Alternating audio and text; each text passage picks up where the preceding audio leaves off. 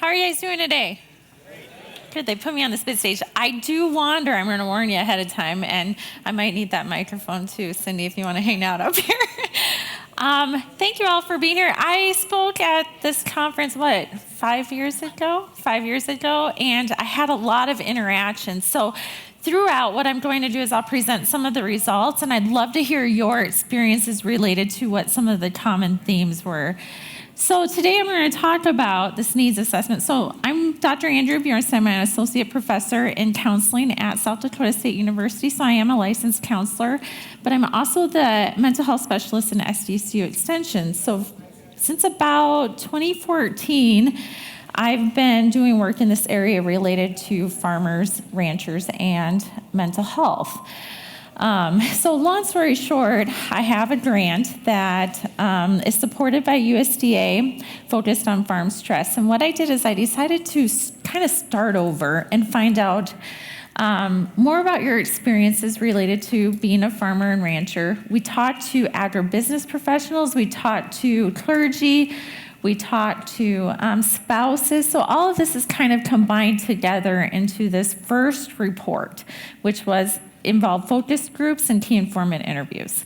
The second phase involved quantitative surveys, so surveys that assess depression, anxiety, suicide risk, alcohol use. I'm entering all that data right now, so I can tell you what I'm kind of getting a sense of from entering the data, but I can't say the results for sure yet. So we're going to start with this first phase, which will lead into a discussion of how important it is for you to stay healthy. So I kind of covered this so far. I'll discuss the method. Some of the prominent themes were related to stressors connected to agriculture, stressors impacting the household, stress in general, coping strategies, and how to move forward. So we conducted 37 key informant interviews and 25 focus groups with a total of 115 participants, and we analyzed the data. It was great. I had a colleague out of the Marshfield Clinic up in the National Farm Medicine Center in Wisconsin who helped do the analysis. So stressors connected to agriculture. So these were the main prominent themes that were discussed among producers who participated in the interviews and focus groups. First one related to lack of accessible and affordable land. And I'm sure some of you are agreeing land prices are only continuing to increase, right? So a lot of the discussion involved, well, how do the young producers start off if they don't inherit land, right? So one of the quotes, I don't know if it is even doable anymore, because when you look at who the younger generation has to compete with for land, there's no way that we can even get the loans to do it because we don't have the credit. We're seeing ranches go for more than they're ever going to be able to be paid off. Anyone agree with that? Yeah. Okay, so we've got this lack of accessible and affordable land. Anyone want to share an experience or anything? A young producer? What it's like so far? I know you're ready with the microphone. It's okay. If you want to jump in, let me know. The next one is rising input costs. So tell me, what are some of the input costs that are increasing? You can shout them out. Fertilizer. What else? What? Fuel, equipment, property taxes. Yeah. Other things. Equipment, labor. Fencing is increasing. Insurance. Other things. Okay, what? Solar parts? Farms. Solar farms? Competition for land. Okay, solar farms are buying land. That kind of goes back to our first common theme, right? Lack of accessible and affordable land. It'd probably be easier just to take the things that haven't increased. I like him. Maybe I should carry the microphone around myself here.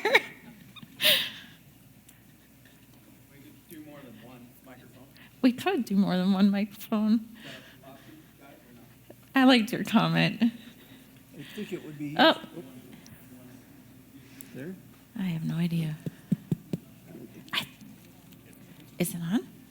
I think it's working. That's not going to be helpful. Well, I said I think it might be easier to name the things that haven't increased. Family living, yeah. Absolutely. Healthcare costs, right?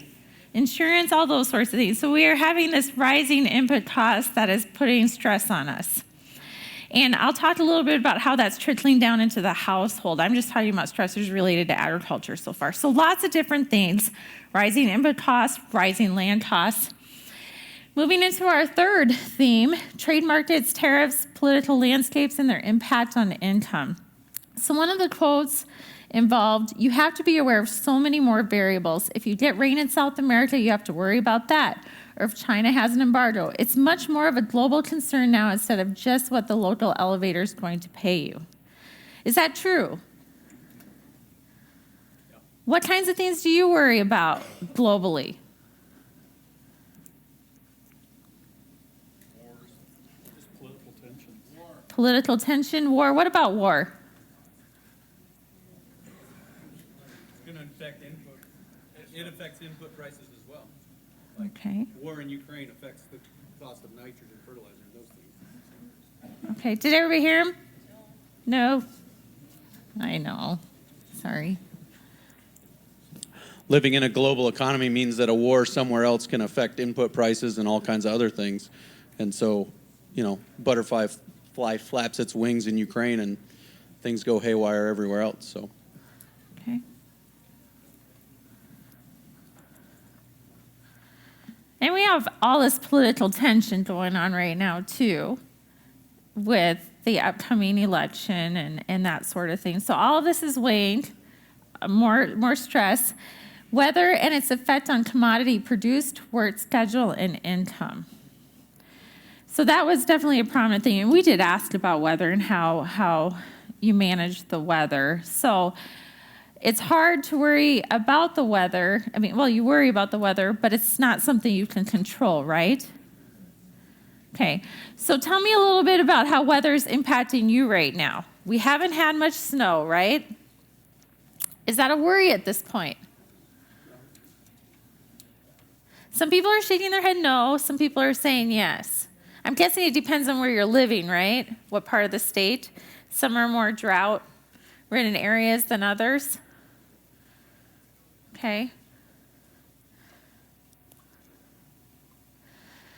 So going along the lines of all these stressors, unpredictable and long working hours. My kids are graduating college. I'm having to make changes now for my wife and me to be able to handle our operation. Compared to 5 years ago, we could fence and get it done. And now it's like, no, how do I get it done? So, and you'll see these themes later on about succession, about having to make that change into having your kids involved. Maybe your kids don't want to take over the family farm or ranch. So that contributes to more lawn working hours. Dangerous working conditions, and I thought this was very interesting, that if you don't have, some of you commented that labor is expensive right now, so if you don't have the help on the farm, you're putting yourself in a position where you're doing more dangerous tasks that maybe you're not able to complete anymore. It's very neat. With my surveys, I'm having a lot of producers who are in their 90s completing these surveys because they haven't stopped farming yet. They haven't stopped farming. And so you're starting to have this wear and tear on your body, but yet you're still doing the normal tasks. Does that increase the risk? It increases the risk. So we're seeing this theme discussed among producers that things are becoming a little bit more dangerous if you don't have the help on the farm that you need, farm or ranch. Lack of social services in rural communities, and this was kind of commented on because people believe that rural communities are kind of dissolving, that more people are moving to more urban areas. Is that what's happening in your area? I see some head nodding. What about you guys in the back? Oh, sure. Do you have the services you need in the community to help support you?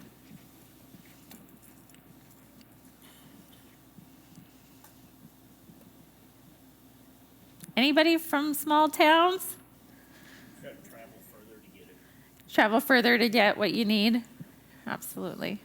I guess, a lot of people complain about no one coming back to the small communities anymore, but there's really not a lot of opportunities. You see farms getting bigger and bigger without really the opportunity for someone my age, in their 20s to come back and buy a quarter of ground and try and start and have a few head of cows or pigs or whatever it is.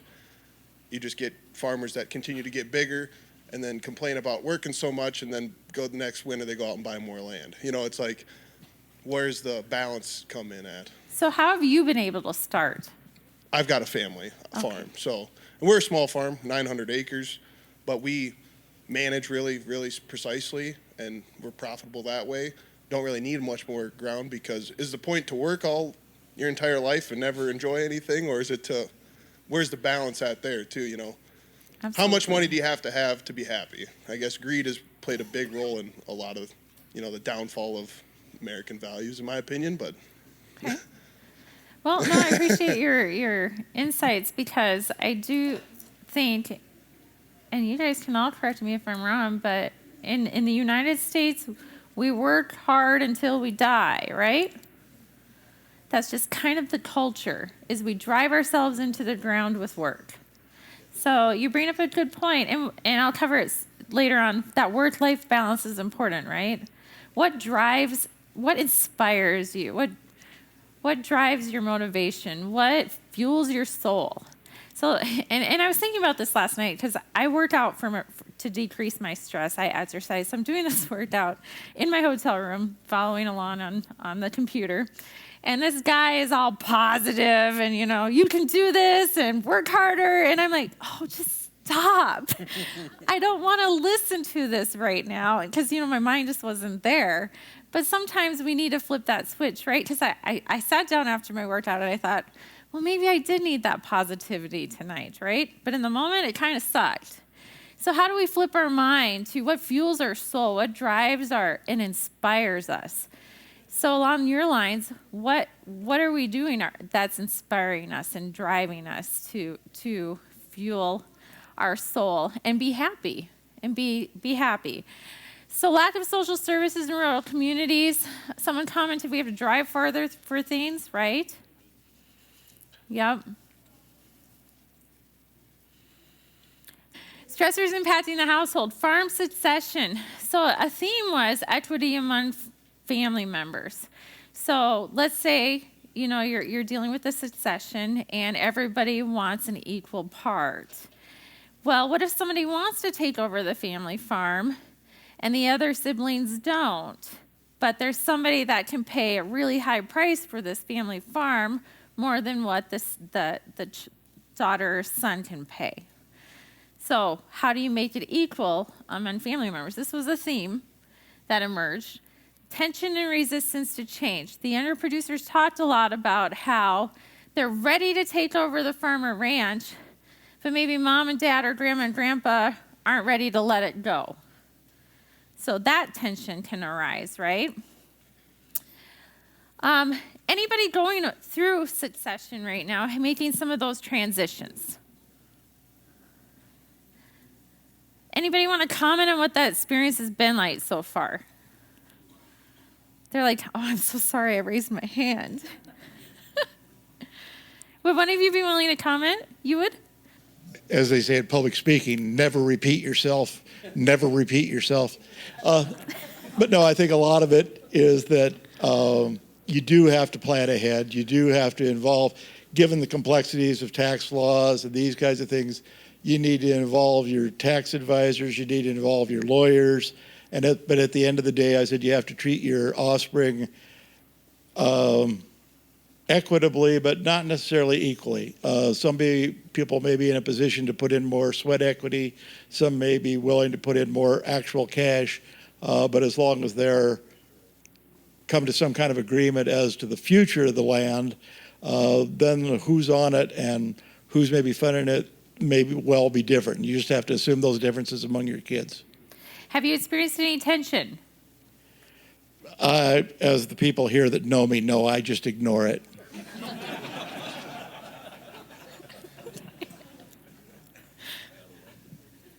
Anyone else?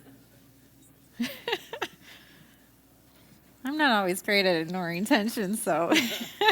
Anyone else going through that farm succession that wants to reflect a little bit what that's like?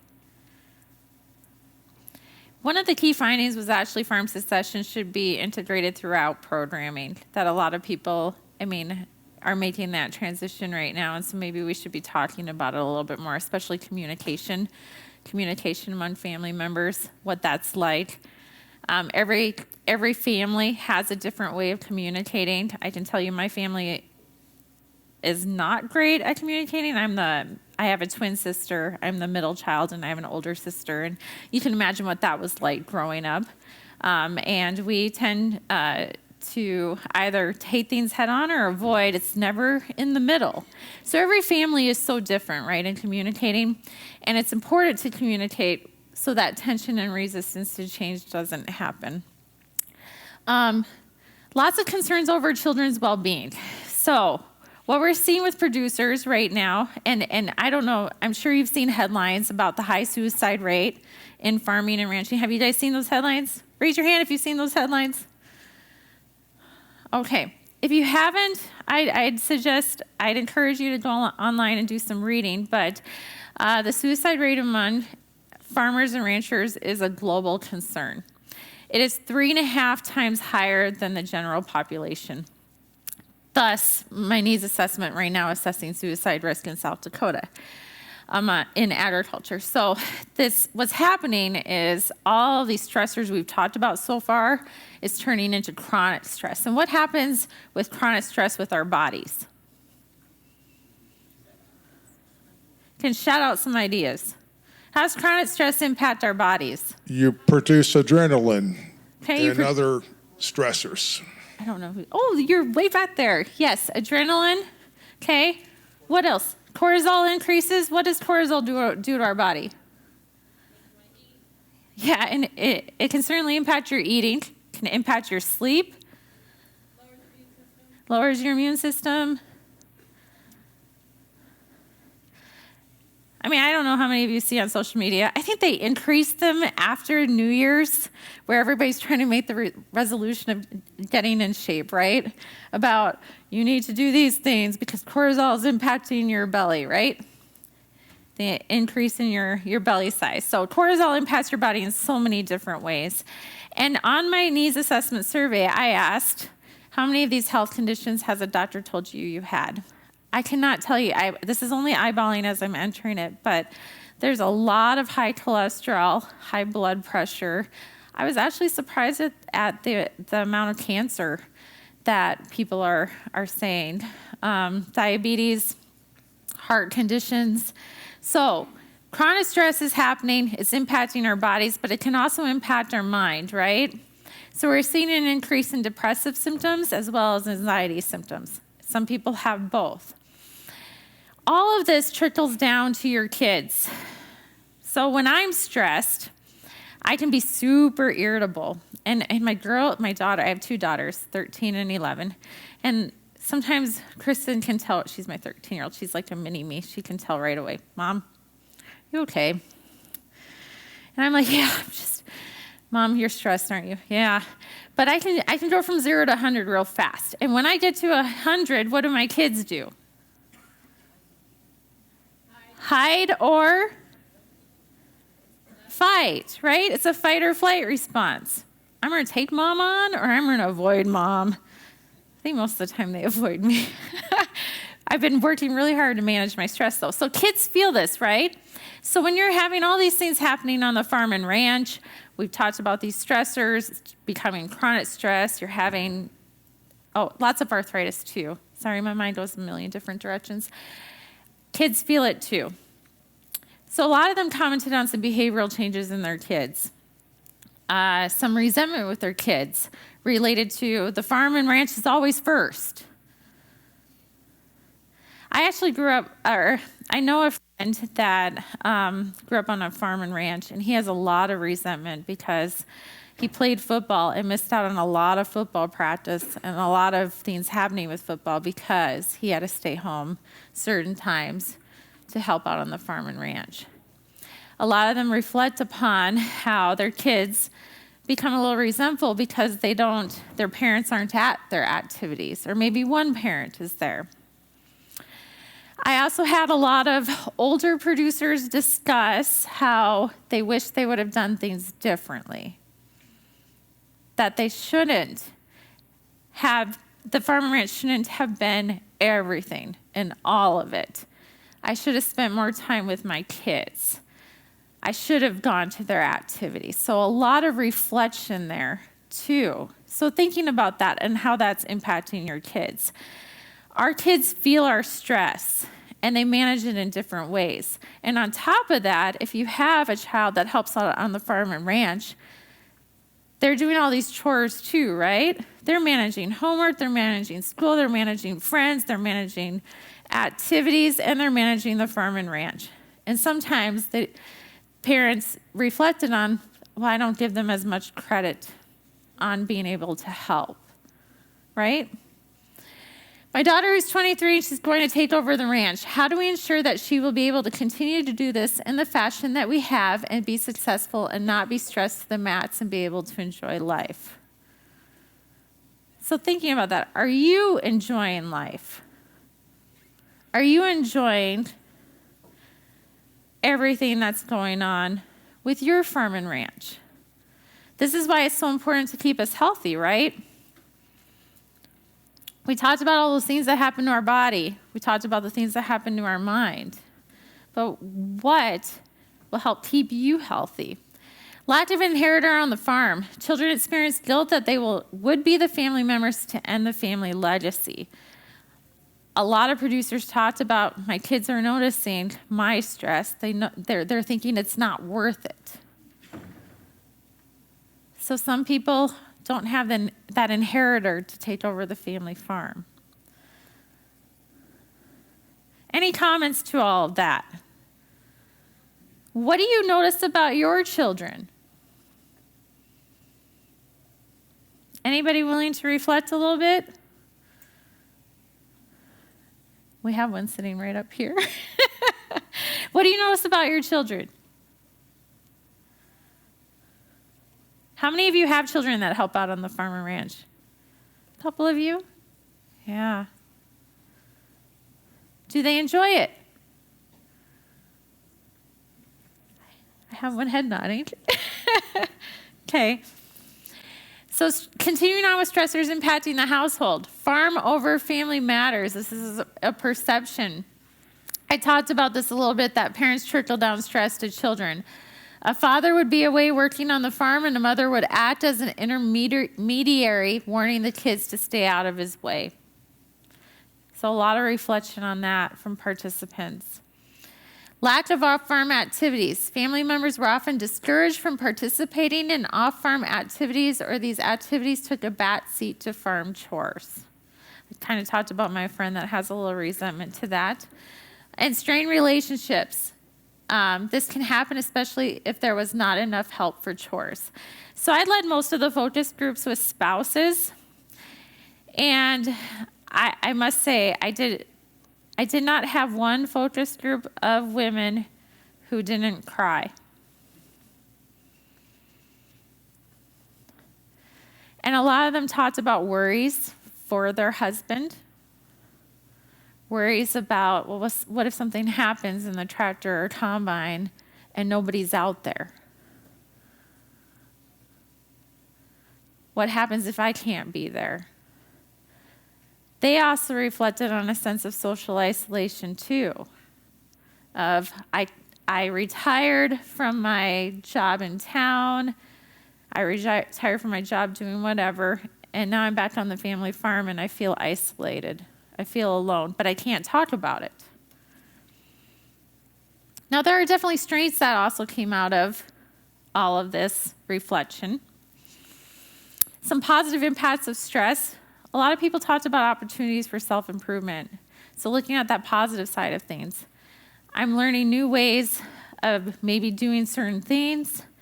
I'm learning to maybe become more spiritual. I'm embracing family a little more. So opportunities for self-improvement, learning new coping strategies. Somebody commented, if you don't try to be positive, and if you don't try to look at the big picture, looking at the little picture is going to drive you nuts. And developing resilience to stress. We kind of talked about that pressure on kids, right? Feeling that stress, doing those chores, all those things. But it's helping them to be seen as capable, responsible, and mature. So with all the stress that's happening in agriculture right now, what are some positive aspects that you've learned along the way? So I would just say God's creation. I mean, there's the sunrises, the sunsets, the seasonality. You know, sometimes it's a nice, quiet snow with huge snowflakes, and sometimes it's the flowers or the birds chirping in the spring. I mean, that's just, if you embrace that, it's beautiful. It doesn't cost any money, and it's gorgeous. Okay, thank you. We've got someone else over here. I grew up on a ranch over by Woonsocket farm area, but ranching, we had grass. And then I graduated from SDSU, and then I went to Chicago for 4 years. I lived in the big city. I wanted to see how the other half lives. And then I moved to Portland, Oregon, raised my family in Portland, Oregon for 28 years. And I dreamed about coming back. I wanted to come home. I wanted to raise my kids at home. As you can imagine, if you lived in Portland, Oregon, you would want to raise your kids at home too. So I am back. And let me tell you, and I just spent a week in Pasadena. My daughter lives there with her family.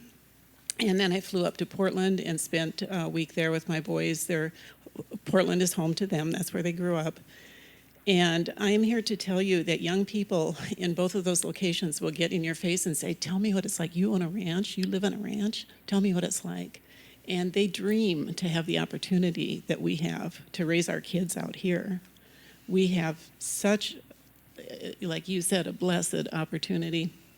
And we can get involved and mentally stressed about what we've got going on out here, but it really helps to remember how the other half lives.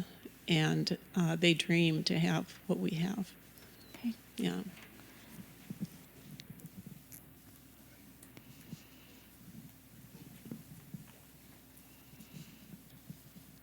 So I've kind of been on both sides of this. When we started out, we were first generation, bought our place and worked hard and did the sweat equity and all that, but also raising 2 girls. And so they got to watch me work extremely hard, calving in January and February, and they had no interest in coming back. And so as we progressed and these start to learn more about soil health and basically, just holistic management as a whole, I think, and the different ways to do things, we switched a lot of our practices and started calving later, stopped feeding cows and let the cows do the work. Stopped putting up hay. We just stopped a lot of practices that were causing stress for us. And now my daughter has about a year left in college, and she's asking the question, where can I fit in? What enterprise can I bring back to the operation? So to go from, that stress that you're talking about, there is opportunity to change. It just takes more information and a paradigm shift, I think. Okay. Others. What else have you learned along the way that you're willing to share? Somebody said if you love what you do, what was the rest? You never worked a day in your life. That sounds so optimistic, doesn't it? And positive.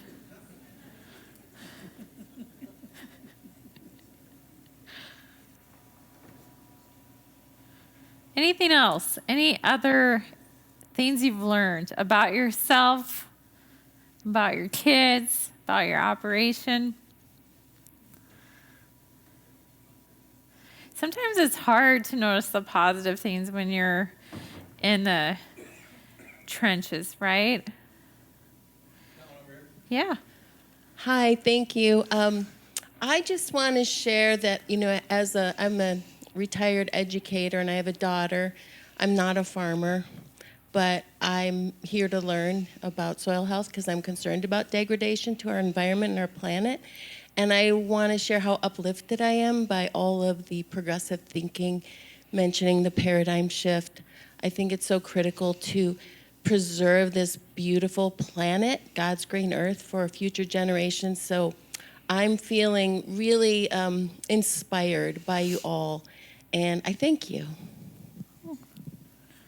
That's great. So you're inspiring. I should have ended with a positive instead of the negative aspects. I apologize. Because now I feel like we're changed from being inspired. We talked a lot about all this stuff already. Stress on partners, stress on those relationships between parents and children, depression, anger, and control issues impacting marriages and other relationships. Long-term impacts, they're young, but I'm sure they still pick up on it. With anyone, when you're stressed, you're short-fused. I maybe snap and then too quick, or I don't give them the love and the attention that I would like to do, those kinds of things. Other impacts of stress, isolation, and we already talked about the high suicide rate on producers. And I'm assessing this on my survey. I used a coping assessment, and so I'll have more data related to this. But everybody copes in different ways, right? Some are positive ways, and some are not so positive ways. And it's very easy to maybe cope in a maladaptive way, in a negative way, and turn to substance use, overeating, being overworked, and that isolation. I know that when I'm stressed, and I've had to work really hard on this, and keep in mind I'm a counselor, so I know I should know how to cope, right? But when I'm really stressed, I tend to crawl into a hole and I isolate myself. And I know I do it. That's the thing, is I know I do it. I tend to push people away, and then I have like my mom or my twin texting me, Andy, you doing okay? You disappeared for a while. They know I'm a little stressed. The issue would be is if I stayed isolated. If I stayed in that hole for a long time, then what do you guys think of? Possibility of depression or anxiety, right? Probably more depression. Okay, I isolate, stay in my hole. They say if it's persistent and pervasive for longer than 2 weeks, then maybe it's time to seek some help. I'm really good about it. I'll isolate myself. I think the longest has probably been a week where I'm just like, I don't want to talk to anybody. I'm that stressed. But if I were to stay there, then it would be time to be concerned about me, right? I've also learned to cope with stress by exercise. I already commented on that. If I don't exercise, I'm a monster. So what are different ways that you cope?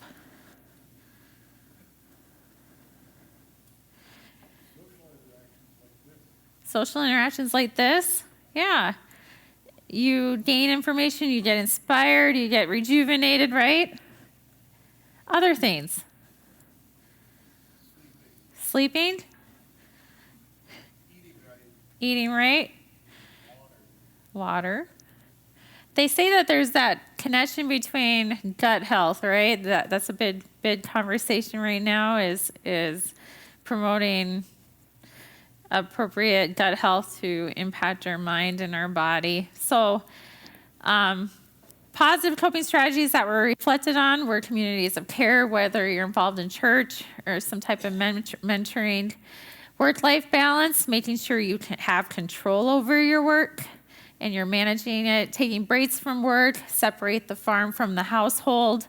Maintaining a division of labor, recognition of limits, and setting boundaries. I'm going a little faster because this timer is ticking down. I really did like this, recentering the positive, focusing on the benefits of farming and ranching. Somebody commented, I kept hearing this radio show. This gal talks about her 3 good things of the day. I can't remember what she called it, but she talks about how every morning before she gets out of bed, before she puts her feet on the floor, and that's how I remember to do it, is I turn off my alarm. I'm sitting there thinking that I don't want to get up today, but I think about 3 things that I'm thankful for or that I'm grateful for. Right off the bat before she starts her day.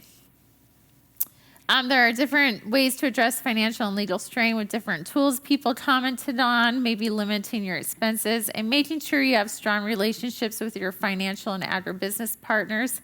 And a lot of people commented on conservation and weatherization practices, some of the things that you're discussing, right? Some factors shaping coping strategies, perception and stigma. A lot of that was reflected on how the younger generation talks more about mental health than the older generation. And so there's less stigma to seek help among younger producers and their families. Awareness and healthcare access, cost, and accessibility shape our coping strategies. Family and friends. So if you have that social support network, that helps, as well as community. So why is it important for you to be healthy? And this is typically my presentations involve not necessarily my results, but working through this. Okay, let's recognize our stress signs and symptoms. How do we know when we're feeling them? Where do we feel them in our body? So that's what this is all about. What are my stressors and what can I control? So I'll end with I might need like 1 minute longer. I'll end with a story. So my twin right now is going through a lot. She's a nurse practitioner up in the cities. Her husband's having tests done. I just had the conversation with her this morning. And she said, Andy, I cried in my car. I feel like I can't breathe. Her husband's going through tests. So they're waiting on the test results right now. 50-50 shot of cancer. Odds are he will. I would say there's a 100% chance he'll at least need surgery if it's not cancer. Her daughter fractured her tailbone ice skating, and if you know anything about a fractured tailbone in an adolescent, it's very, very difficult, and they're going to go in and remove that fractured part, and she'll never be the same again. Her son has lost a lot of weight and is having some GI issues. So they have lots of health care costs right now, medical bills. She's a nurse practitioner, and I don't know if anyone works in the healthcare industry in here, but when I call her at 10 p.m., just like I did last night, she was still working. And I think we don't realize that when we work with our doctors and our healthcare providers. They're up working until 10 p.m., and she does this every night. She's like, I feel like I'm cheating my kids. I feel like I'm not spending time with them. All I'm doing is worrying about my husband. I'm worrying about my kids. I feel like I can't breathe. So I said to her, what is one thing that would help you breathe just a teeny tiny bit right now? What is one thing? The hard part was she was giving me things she can't control. Well, Andy, if I knew my husband didn't have cancer, I could breathe a little bit. And I said, Jana, is that something you can control? No. But we did talk about prayer. But looking at all your stressors, walking through this, looking at the positives, and I brought up, when's the last time you had a family conversation where you're communicating about it? I said, Jana, if you're worried, they're just as worried. They're feeling your feelings right now. So when's the last time you had a conversation about all that? She said, well, we're never in the same room at the same time because they're all doing sports. And she's like, we're never all home at the same time. And I said, well, there's something to work on. So identifying your stress. What can you control? How am I coping with it? Right now, she's not coping with it all. She can't breathe. You feel like you're suffocating. What is working? And what is one little change you need to do to breathe? So thinking about that on your farm and ranch operation, it's important to stay healthy and keep you healthy. So the family system's healthy, your farm and ranch operation is healthy, and you're living life where you don't work a day in your life because you're enjoying it so much, right? There are some resources. The helpline center is always there, 988.